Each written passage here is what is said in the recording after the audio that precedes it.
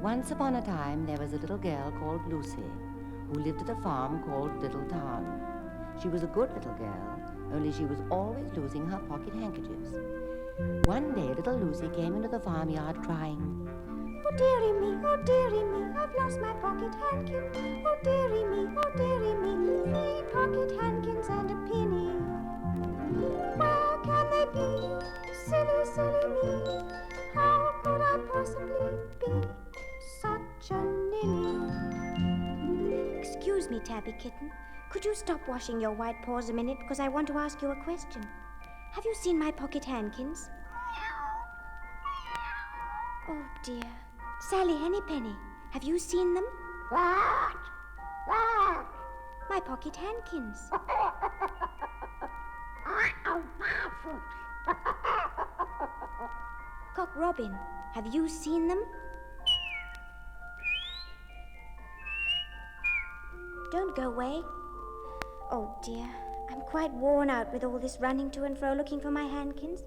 I'll just have to sit down. Oh, that's better.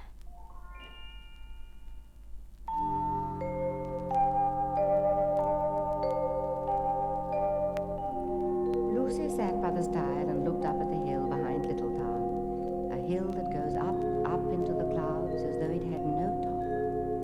And as she sat, she thought, Here's my sitting and thinking place, hidden at the bottom of the hill. Here I can wander any time of day, thinking of this and that, with the hen and the robin and the dear old cat. Here's my sitting and thinking place, everything is beautifully still. No one to frighten all my thoughts away.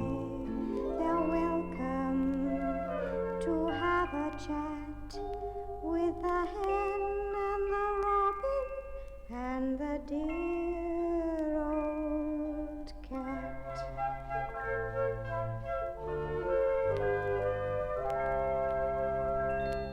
a great way up the hillside, she thought she saw some white things spread on the grass. Lucy scrambled up the hill as fast as her short legs would carry her. Up until Little Town was right away down below. She could have dropped a pebble down the chimney. Presently she came to a spring bubbling out from the hillside.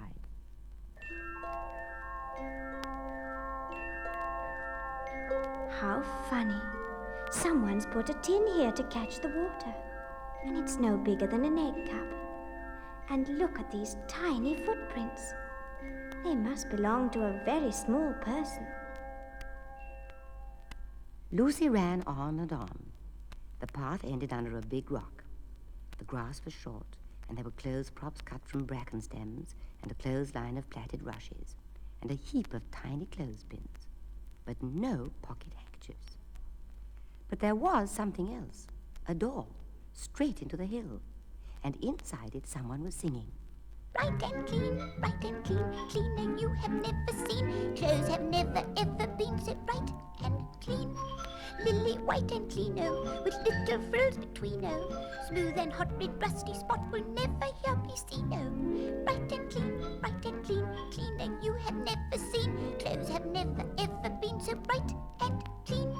Lily white and white-o, a truly pretty sight-o. Fresh and crisp each dainty wisp is a real delight-o.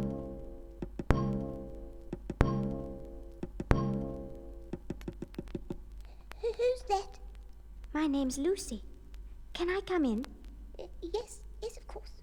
Lucy pushed open the door.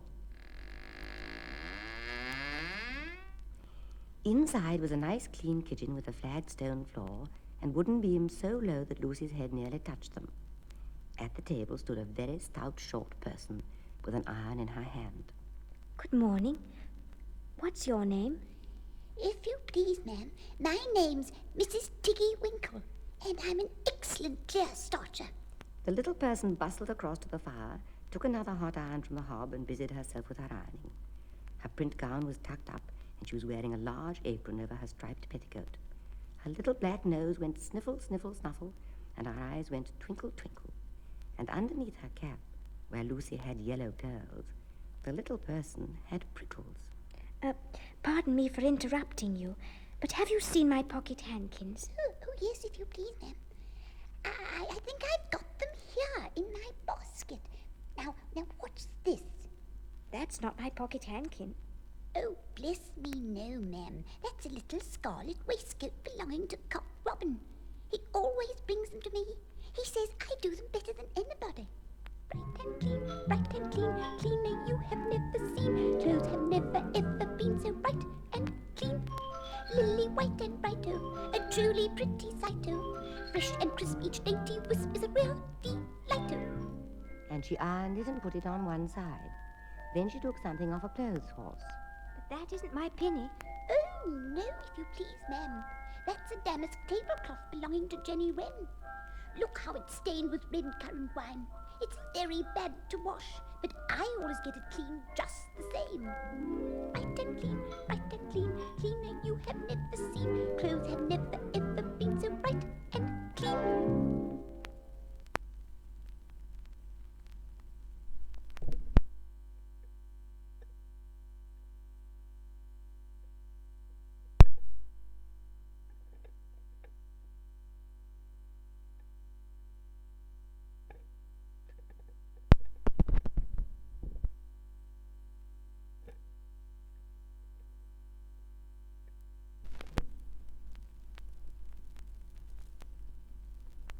Mrs. Tiggy Winkle's nose went sniffle, sniffle, snuffle, and her eyes went twinkle, twinkle, and she fetched another hot iron from the fire.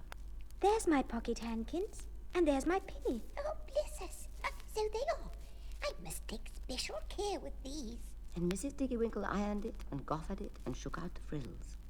What are those long yellow things with fingers like gloves? That's a pair of stockings from Sally Henny Penny. If I don't do them soon, she won't have any. And here's a pair of fluffy white soft furry mittens, the very special prize of Tabby Kitten. And what are these dear, soft, fluffy things?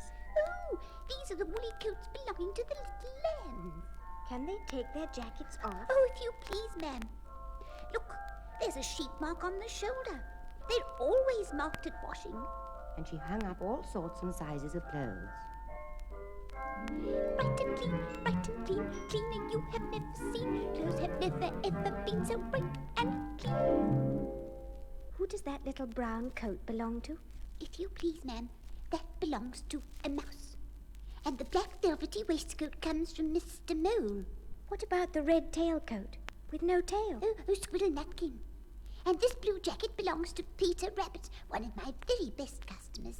There. Now that's the lot.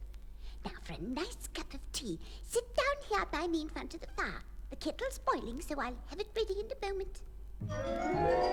When the troubles of the day are over, there is nothing can comfort me like a real hot, strong cup of tea. There is nothing in the world that's nicer, I will happily guarantee, than a real hot, strong cup of tea. One for each person, one for the pot. Pour on the water, boiling hot. Let it brew, a stir or two. A gleaming cup, fill it up. A couple of sips, a smack of the lips. Ah, what a delicious thing to do. It is beautifully satisfying. Oh, what could better be than a real hot, strong cup of tea?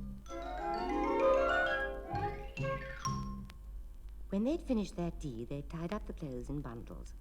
Lucy's pocket handkerchiefs were folded up inside her clean pinny and fastened with a silver safety pin. Then they made up the fire with turf and came out and locked the door and hid the key under the doorsill.